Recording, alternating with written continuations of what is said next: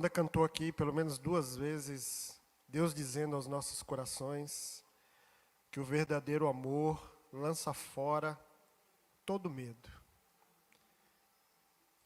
Como eu não acredito em casualidades, eu creio que Deus queira reforçar isso no teu coração. Não sei o que você experimenta, o que você vive, mas creia nisso. O verdadeiro amor lança fora todo medo.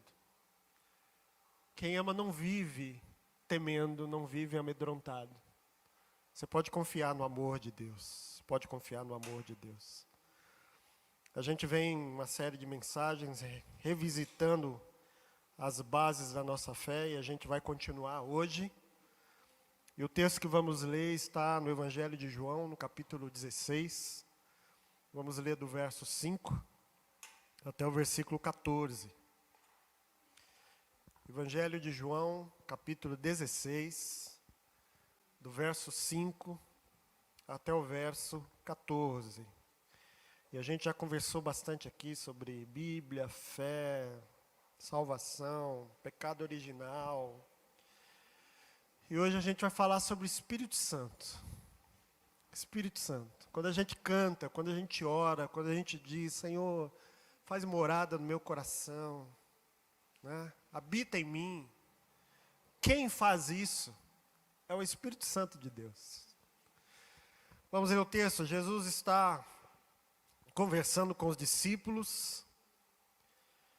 A hora da sua partida se aproxima.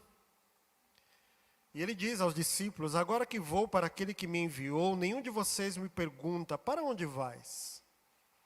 Porque falei estas coisas, o coração de vocês encheu-se de tristeza.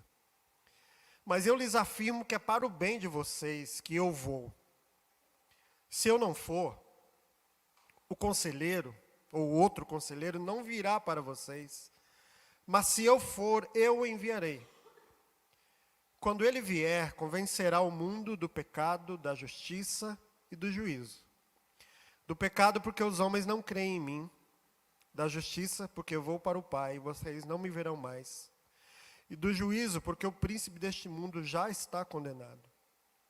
Tenho ainda muito que lhes dizer, mas vocês não podem suportar agora.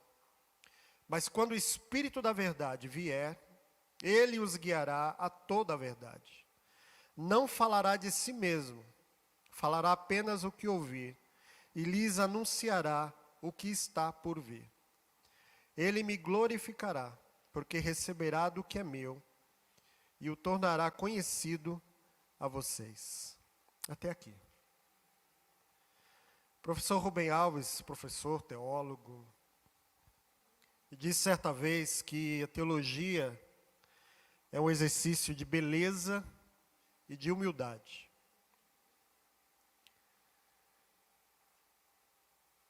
São Tomás de Aquino, filósofo e teólogo medieval, também disse que algumas doutrinas cristãs transcendem a razão, vão além da compreensão humana, transcendem a percepção dos sentidos, estão sujeitas à apreensão exclusiva da fé. E eles têm razão, tanto um quanto o outro.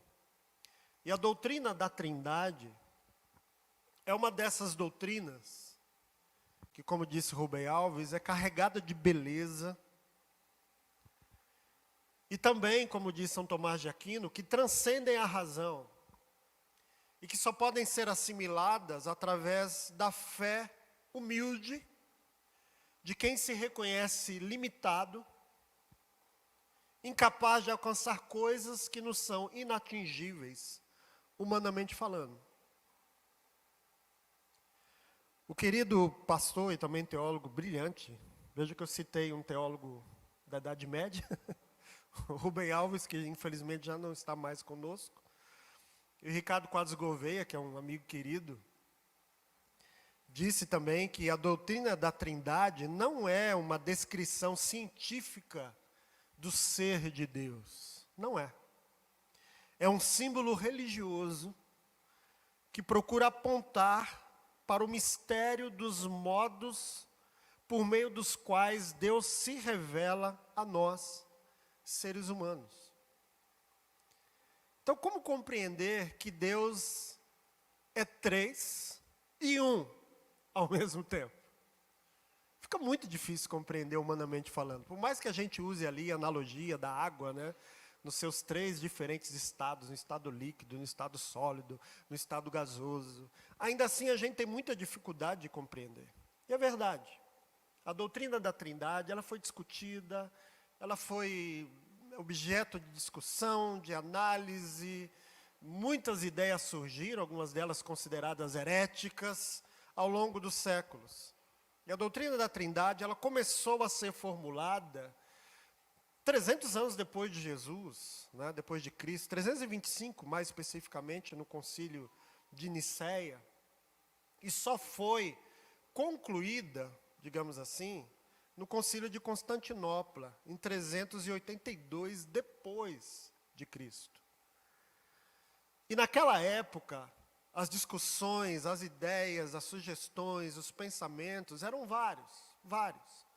E surgiu a necessidade de se unificar, se estabelecer uma doutrina específica que contemplasse as três pessoas da Trindade, o Pai, o Filho e o Espírito Santo. E aí foi criado o credo niceno-constantinopolitano. Eu estava preocupado na hora de falar essa palavra se eu iria conseguir. Começou em Nicéia, só foi terminado em Constantinopla, anos depois. E o credo diz assim, quem é de tradição católica talvez lembre-se: creio em um só Deus, Pai Todo-Poderoso, Criador do céu e da terra, de todas as coisas visíveis e invisíveis. Creio em um só Senhor, Jesus Cristo, Filho unigênito de Deus, gerado do Pai, antes de todos os séculos, Deus de luz, luz da luz, Deus verdadeiro do Deus verdadeiro, gerado, mas não criado, consubstancial ao Pai. Por ele todas as coisas foram feitas, e por nós, homens, e para a nossa salvação, desceu dos céus, e se encarnou pelo Espírito Santo no seio da Virgem Maria, e se fez homem. Também por nós foi crucificado sob Pôncio Pilatos, padeceu e foi sepultado. Ressuscitou ao terceiro dia, conforme as Escrituras, e subiu aos céus, onde está sentado à direita do Pai. E de novo há de vir em sua glória para julgar os vivos e os mortos, e o seu reino não terá fim. Aleluia. E sobre o Espírito, o credo de Nicéia dizia: e cremos no Espírito Santo. Ponto. Era só isso. Aí, anos depois, em Constantinopla, a partir de uma nova conversa sobre o tema, acrescentou-se: creio no Espírito Santo, Senhor que dá a vida e procede do Pai e do Filho, e com o Pai e o Filho é adorado e glorificado, e ele falou por meio dos profetas. Então houve esse acréscimo depois em Constantinopla. Outros credos, outras profissões de fé foram escritos posteriormente nas tradições ortodoxas, na tradição católica, nas diversas tradições protestantes, mas todos eles derivam de alguma forma deste credo que é tido pela grande maioria, né, dos pesquisadores, dos estudiosos, como credo universal da cristandade. Ele é a base de todas as outras confissões de fé. E após o concílio de Constantinopla, 382 depois de Cristo, que o Espírito Santo foi oficialmente declarado ou considerado como terceira pessoa da Trindade, partilhando da mesma natureza do Pai e do Filho, que é o que a gente chama de trinitarianismo. Só que durante séculos, na história da cristandade, o Espírito Santo meio que foi relegado a segundo plano, ao longo de toda a história da cristandade, ocupando uma posição meio que à sombra do Pai e do Filho. Muitas elaborações teológicas foram construídas acerca da pessoa de Deus, da sua ação na vida humana, do seu projeto redentor, muito mais foi desenvolvido acerca do Filho de Jesus, do seu sacrifício de amor, da sua obra, dos seus ensinamentos, mas o Espírito Santo não. Entretanto, no início do século XX, a pneumatologia, que é a doutrina do Espírito Santo, que vem de pneuma, no grego, que é vento, que é sopro, que tem o seu equivalente no hebraico, que é arruá, que a Vívia tanto fala aqui, as mulheres tanto ressaltam, que é uma palavra no feminino, também para espírito, para sopro, para vento, tornou-se um dos temas mais discutidos no cristianismo ocidental, devido ao surgimento de um fenômeno que não havia sido percebido, visto na história, a não ser lá no Pentecostes, que é o chamado movimento pentecostal, que surgiu no início do século XX. E foi o movimento pentecostal o grande responsável por retirar o Espírito Santo da prateleira da teologia e apresentá-lo em sua realidade pessoal, experimentável na vida das pessoas. Na vida das pessoas. Então a gente conhece um pouco da história do movimento pentecostal no Brasil, por exemplo. Mas ainda no meio de tudo isso, quem é o Espírito Santo para nós? E a proposta é a gente revisitar e repensar sobre a pessoa do Espírito Santo e a sua obra nas nossas vidas. Então o Espírito Santo é Deus. Ele é Deus. Ele não é inferior ao Pai, nem ao Filho. Ele não é a energia divina. Ele é Deus também. Ele é o sopro de Deus que gera vida. Gênesis capítulo 1, verso 2. O Espírito do Senhor pairava sobre a face das águas, incubava tudo aquilo que o Pai iria criar. Ele é o Paráclito. Nós lemos aqui quando Jesus fala do outro Consolador. Ele é aquele que não se coloca à frente, nem acima de nós, mas ele se coloca ao lado como ajudador. Ele é um companheiro que não trabalha por sua visibilidade, mas cujo poder está exatamente na sua discrição. Ele é extremamente discreto. Portanto, essa ideia de Deus acima de todos, não existe absolutamente nada disso, não. Não caia nessa, não. Porque tanto Jesus, que é o Emmanuel, é Deus conosco, o Espírito, está ao nosso lado, não acima de nós, não acima de tudo. Ele é aquele que foi doado a nós por Deus Pai, mas por intermédio do Filho, de Joel capítulo 2, verso 28, e Mateus 3:11. Ele faz morada em nós, e Ele permanecerá conosco para sempre. 1 de Coríntios capítulo 6, verso 19, e João 14:16. É Ele quem nos faz lembrar dos ensinamentos e das palavras de Jesus Cristo. João 14:26.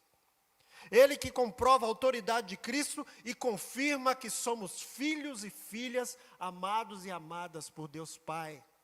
Diz a palavra do Senhor, João capítulo 15, verso 26, e Romanos 8:16 também. Ele não veio impor uma verdade, não. Ele veio nos convencer da verdade. Ele veio dialogar, conversar conosco. João capítulo 16, versos 7 e 8. Ele veio nos ensinar e nos guiar em toda a verdade, de João 16, 13. Mas quem é o Espírito Santo na nossa experiência como igreja?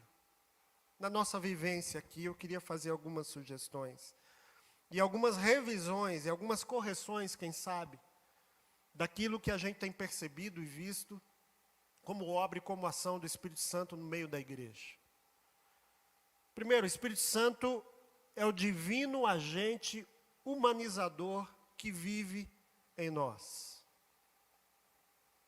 Esse é o Espírito Santo. Jesus, vamos pensar de novo na Trindade.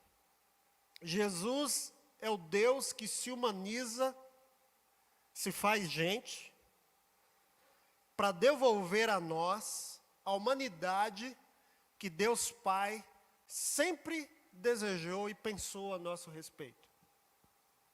E o Espírito Santo é o agente humanizador de Jesus e de cada um de nós.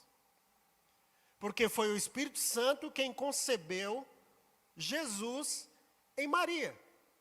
Correto? Descerá sobre ti o Espírito Santo e o poder do Altíssimo vai envolver você, Maria, e você dará à luz um filho, e o seu nome será Emanuel, Deus conosco, Pai da eternidade, Príncipe da paz. O Espírito é colocado sobre Jesus no momento do batismo lá no Jordão, que nada mais é do que um batismo de humanidade, porque ali é Deus mergulhado nos anseios e nas aflições da vida humana. É o Espírito quem conduz Jesus ao deserto para viver a humanidade em sua completa permeabilidade ao mal e ao bem. Porque ali no momento da tentação, Jesus está exposto, tanto a escolher aquilo que é bom quanto aquilo que é mal, como qualquer ser humano, como qualquer um de nós. É o Espírito quem vai confirmar a filiação de Jesus em relação a Deus Pai. Porque no momento em que ele é batizado, o Espírito Santo vem sobre ele, e uma voz do céu que diz: esse é o meu filho amado. Eu gosto muito da expressão do professor Jung, que diz: aquele que não se percebe amado não tem condição de cumprir a missão. Se você não se perceber amado por Deus, você não tem condição de seguir a vida. Todos nós temos essa necessidade de perceber que somos amados, e com Jesus não foi diferente. E quem confirma isso em Cristo Jesus é o Espírito Santo de Deus. É no sopro do Espírito que Jesus se torna o Salvador da humanidade. E o Espírito desceu não só sobre Jesus, e não apenas sobre os discípulos, mas sobre todos os povos. Lá em Atos capítulo 2, verso 17, há diferentes povos ali representados.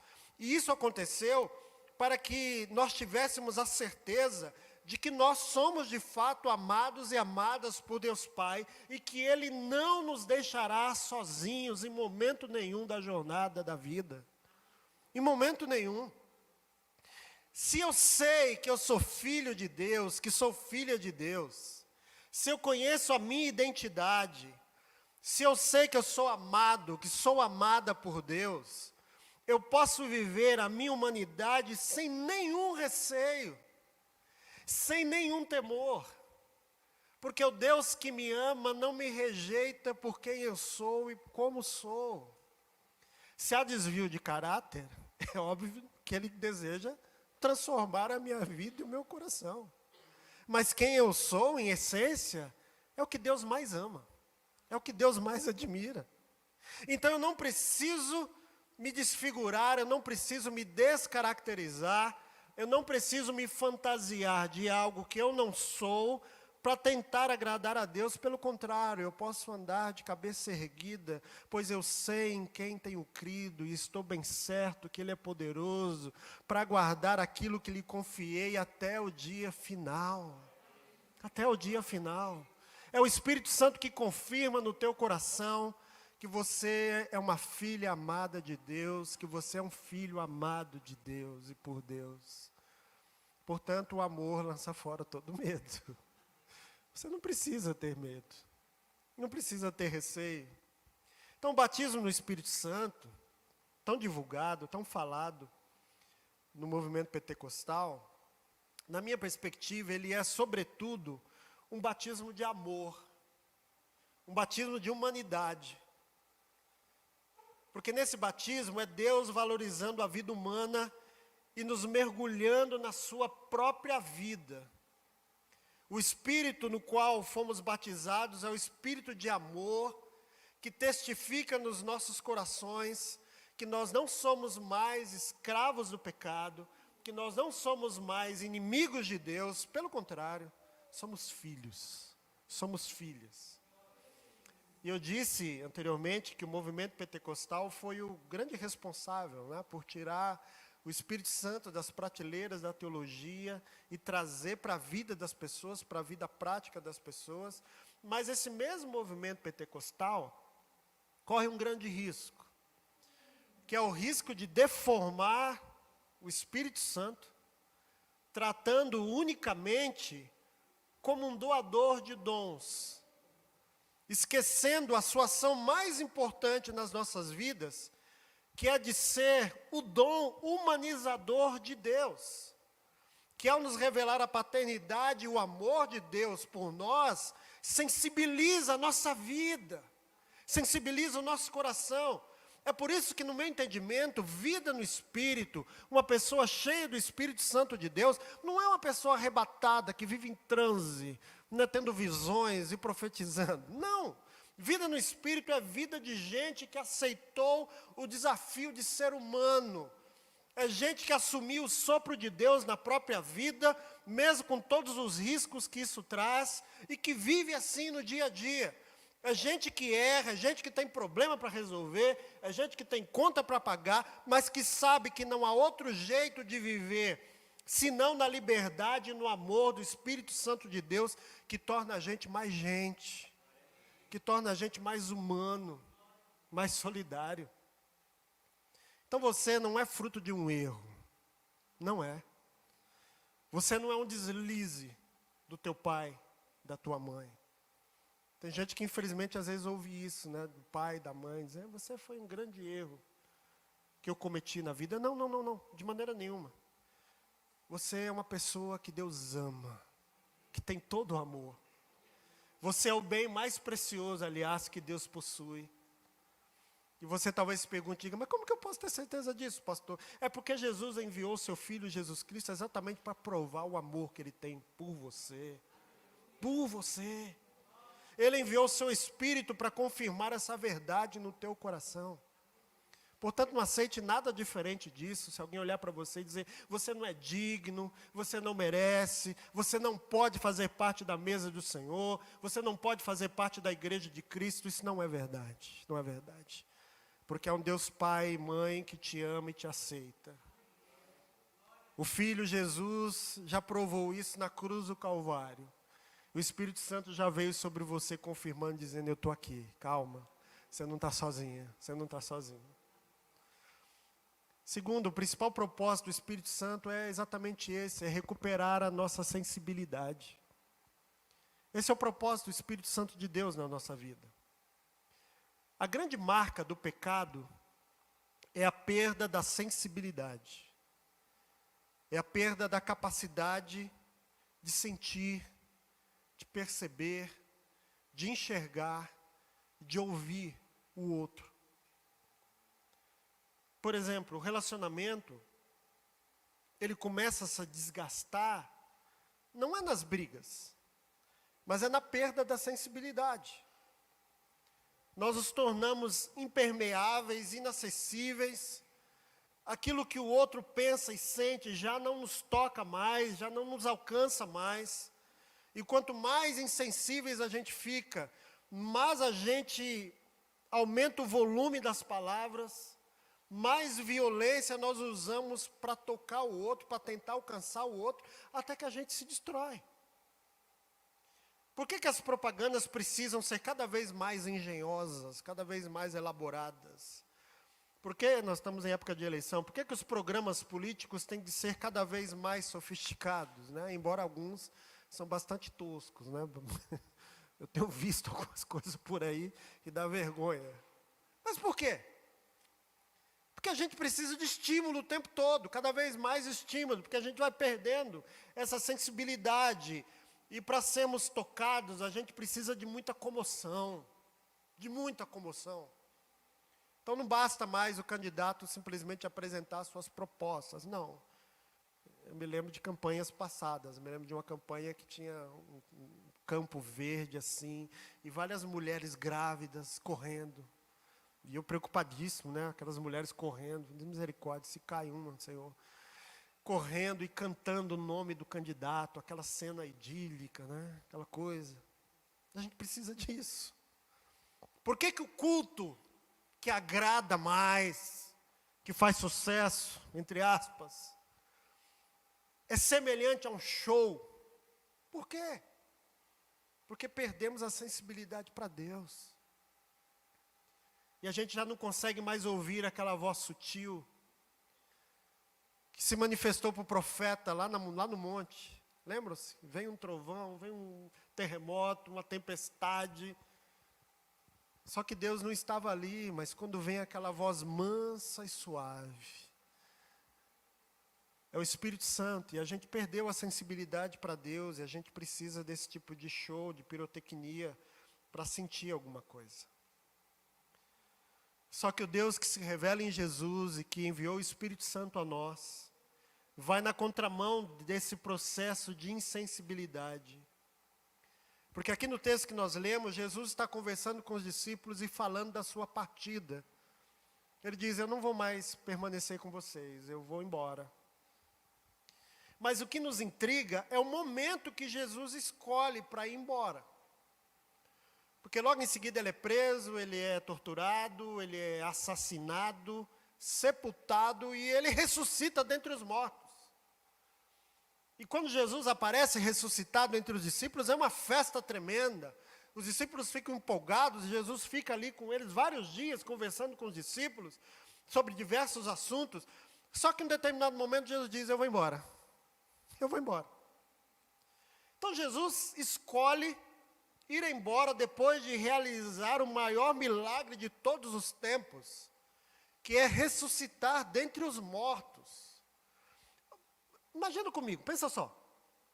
Agora que ele tem um corpo ressurreto, inquestionavelmente poderoso, agora que ele possui a prova incontestável da verdade que ele veio proclamar, de que ele é de fato a vida, Jesus simplesmente sai de cena e deixa todo esse poderoso material de propaganda de fora.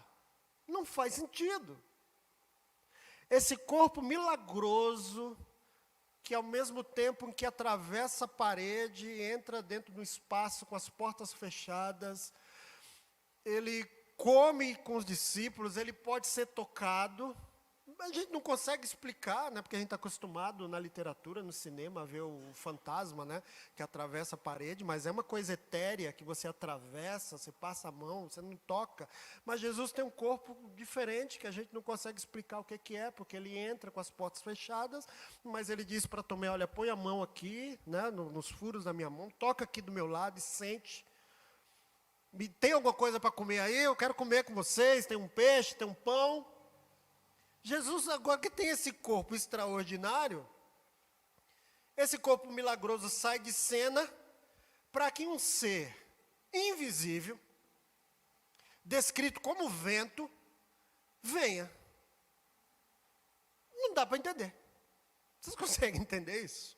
E pior, Jesus ainda diz assim, mas é melhor para vocês que isso aconteça. É importante que eu vá. E é melhor que eu vá, para que o Espírito Santo venha e fique com vocês. E eu fiquei pensando muito sobre isso, e me ocorreu o seguinte, se Deus bradasse do céu, sabe? Estivéssemos todos aqui, de repente uma voz, semelhante à voz do Cid Moreira, né, dissesse, meus filhos, eu tenho certeza que todos nós cairíamos de joelho, nos renderíamos imediatamente, até aquelas figuras mais terríveis que você conhece, se tivesse uma experiência dessa, cairia de joelhos, eu tenho certeza absoluta disso.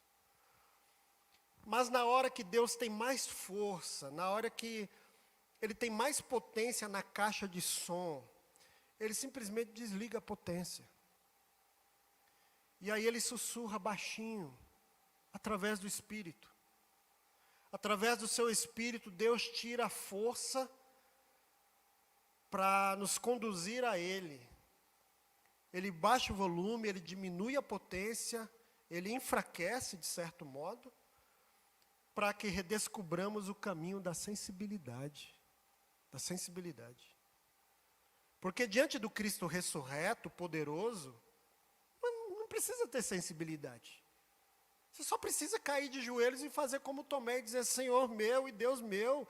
E Jesus ainda brinca e diz, Tomé, vai. Você só diz isso porque você está me vendo. Feliz é aquele que não vê, mas crê.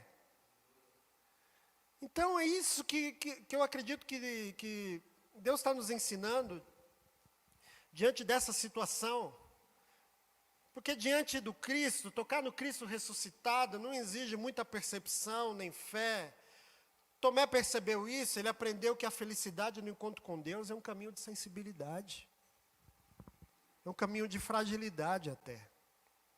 A presença delicada do Espírito como um outro consolador, porque o primeiro é Jesus, depois vem o Espírito, disposto a conversar com o nosso coração, ensinando, lembrando, guiando, convencendo, é o modo como Deus deseja recuperar a nossa sensibilidade espiritual.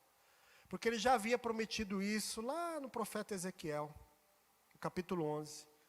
Quando Deus diz assim em relação ao seu povo: olha, eu darei a eles um coração não dividido, e porei neles um novo espírito dentro deles. Eu vou retirar deles um coração de pedra, e vou dar a eles um coração de carne.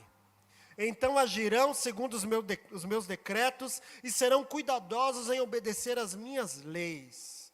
Eles serão o meu povo, e eu serei o seu Deus. Só que o modo de Deus fazer isso conosco não é através da força, não é através da coerção, não é através da violência, pelo contrário.